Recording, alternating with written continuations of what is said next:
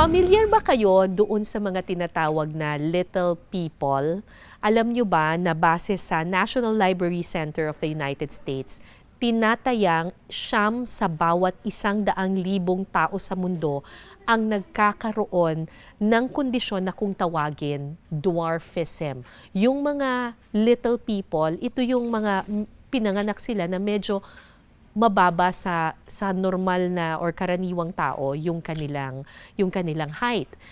Madalas siguro napapanood nyo yung mga little people sa telebisyon. At siguro yung unang kita ninyo sa kanila, palagi silang nasa mga comedy shows, pinagtatawanan at tinutuya ng mga tao, pinaglalaruan, pinagtatawanan. Pero ang makakasama ko po dito ay isang little person na bumago sa imaheng iyon.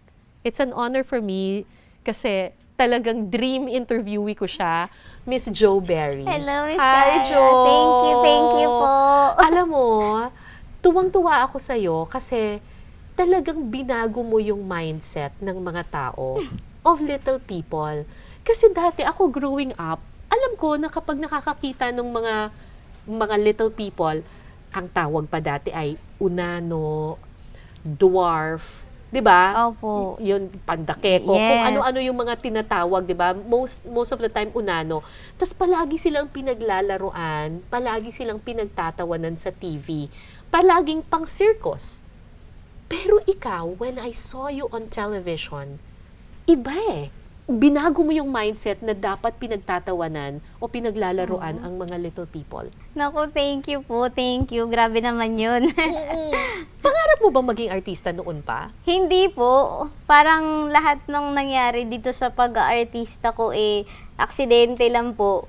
Gusto ko lang talaga matry. Ang pangarap ko nung bata ako maging abogado. Oh, Attorney Lilet! Yes! Natupad po siya sa Lilet Matias. Ang sukat at tangkad ay hindi hadlang upang magkaroon ng halaga at karapatan sa mundong ito. Oo. So, ang nangyari po nun, after kong nakatapos po ako ng Comsci, nagpaalam ako sa papa ko kasi gusto kong mag-abogado. So, sabi ko, magtatrabaho muna ako. Gusto ko pong mag-ipon. So, habang nagtatrabaho po ako, yung kuya ko, minessage niya ako na meron daw nag-i-inquire kasi naghahanap for a role sa magpakailanman. So dahil toxic day sa office, naasar niya ako, sabi niya, pwede ka sana dito, be, kaso wala kang pleasing personality. So ako ay bakit ba? Kaya ko din yun. Pero wala po akong history na, mama gusto kong maging artista, papa gusto kong makita ako sa TV. Wala po akong ganun growing up. So sabi ko, hindi, magta-try ako mag-audition. So napunta ako sa GMA. Pagpunta ko sa GMA, nag-audition po ako. Lahat ng nakapila doon, meron silang experience with acting. Ako lang yung wala. So lahat nakapila kayo, pa lang. little persons lahat? Yes, na babae. So na sabi ko po, babae. ay, okay lang. Basta na-try ko mag-audition. Alam ko na hindi po mabibigay sa akin yung role. So, ayun, konting interview and may pinabasa lang na line dun sa script. Tapos sabi ko, okay na ako dyan. Kasi sabi, tatawagan. Usually, pag tatawagan ka, alam ko, hindi bibigay sa'yo eh. So, ayun, nagpatuloy po ako, nagtatrabaho ako. After a week, tinawagan ako ng GMA. Sabi nila, bibigay nga daw po yung role ng magpakailanman. My Little Wife po yung title My nung Little time na Wife. yun. Happy anniversary. Happy anniversary. Tapos yung ginawa ko po, parang 2 days lang yung taping.